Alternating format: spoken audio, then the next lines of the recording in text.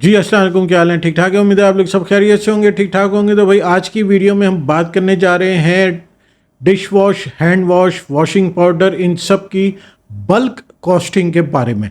Basically ये topic इस तरह मुझे मिला कि मैंने कुछ वीडियोस पहले लगाई, अभी कुछ दिन पहले डिश वॉश पर लगाई है, हैंड वॉश पर लगाई है, जो आप लोग काफ़ी देख रहे हो माशाल्लाह। अच्छा रिस्पॉन्स है वॉशिंग पाउडर पर, तो काफ़ी मुझे अब कमेंट्स आ रहे हैं, मैसेज भी आ रहे हैं। फॉर एग्जांपल डिश वॉश पर आया जो मैंने 75 रुपीज़ वाला कॉस्टिंग आपको बताई, उस पर कई मेरे भाइयों के दोस्तों के कमेंट आए कि जी लाहौर में इतने का अवेलेबल है, कराची में इतने का अवेलेबल है बल्क में, यानी 30 लीटर की पैकिंग या बल्क 100 लीटर वाली पैकिंग। तो कॉस्टिंग के हवाले से देखिए, पहले मैं वॉशिंग पाउडर के भी सारे रेट्स वेट्स बताता था, कॉस्टिंग करता, फिर बीच में मैंने कॉस्टिंग ख़त्म कर दी थी बताना। क्यों? कि हर जगह हर मार्केट में रेट्स डिफरेंट है, availability of raw material different है, rates of raw material different है।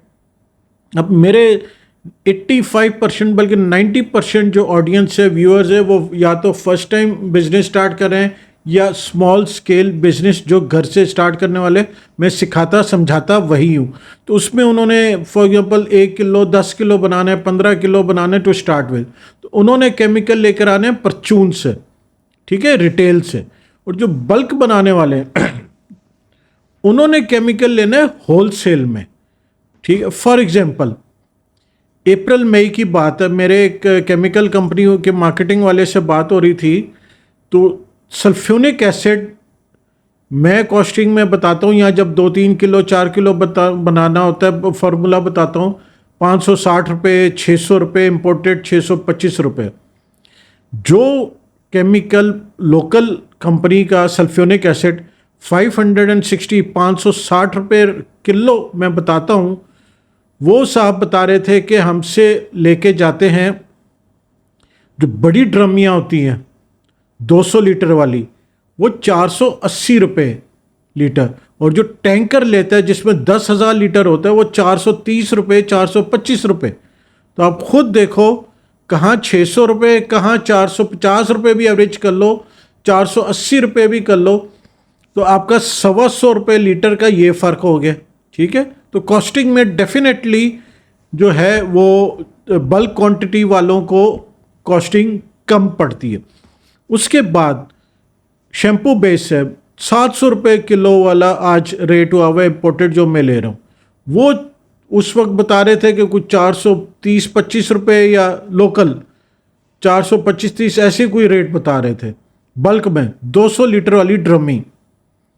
ये फ़र्क आ जाता है। इसी तरह बाकी केमिकल है, वॉशिंग पाउडर में LCI का सोडा यूज़ होता है, 50 किलो की बोरी जो है वो 6,000 रुपये की मिलती है। आप यहाँ अकबरी मंडी से लो, कहीं से भी लो, तो 6,000 रुपये की बोरी मिलती है, आप किसी भी केमिकल से लो, ठीक है। अब आप यहाँ परचून में 1 बोरी लो, 2 बोरी लो, ठीक है, आपने फिर वो 1 बोरी या 2 बोरी लेके जाने, उस पर जो आपका कॉस्टिंग आनी है ट्रांसपोर्टेशन की, ठीक है। अब बल्क वाला है, उसको 100 बोरी चाहिए, 500 बोरी चाहिए, ठीक है। उसने परचून से नहीं उठानी, उसने डायरेक्ट कंपनी से उठानी है, और कंपनी ने उसको फैक्ट्री पहुंचा के देनी है। तो ट्रांसपोर्टेशन कॉस्ट उसको पहले कंपनी दे परचून को अकबरी मंडी, फिर अकबरी मंडी वाला दे आपको, तो डायरेक्ट कंपनी से आपको आ जाए, तो ट्रांसपोर्टेशन कॉस्ट कहाँ से कहाँ भी। उसी से मैं बात कर रहा था, यार अच्छा मैं 1-2 ड्रमियाँ लेनी है शैम्पू बेस की, SLES की। उसने कहा आप इतनी दूर से 2 ड्रमियाँ मंगवाओगे, आपको ट्रांसपोर्टेशन क्या आएगी? आप यहाँ से एक मजदा में 30-40 ड्रमियाँ आती है। तो ये सारे फैक्टर्स मिलकर आपकी कॉस्ट को डिटरमिन करते हैं कि आपका जो रॉ प्रोडक्ट है उसकी कॉस्ट क्या है। फिर आगे सेल, जिस तरह आप परचून में ख़रीदते हो तो कम रेट, ज़्यादा रेट मिलता है आपको, इसी तरह जब आप सेल करते हो तो बल्क वाले जो हैं वो हैंड वॉश, अगर डिश वॉश फॉर एग्जांपल भाई ने लिखा हुआ था कराची में 80 रुपये का मिल रहा है, तो साथ ये लिखा था बल्क में, यानी 200 लीटर वाली ड्रमी या 100 लीटर वाली ड्रमी। पॉइंट आप समझे हो? तो जब आप होलसेल करोगे, अब अगर आप मिसाल के तौर पर ये हम डिश वॉश की बोतल बनाते हैं, 30 रुपये की तो खाली बोतल है, तो 1 लीटर में 3 बॉटल बनती है, तो 90 रुपये, यानी 90 रुपये लीटर तो सिर्फ आपकी पैकिंग का इसमें खर्चा आ गया, ठीक है ना।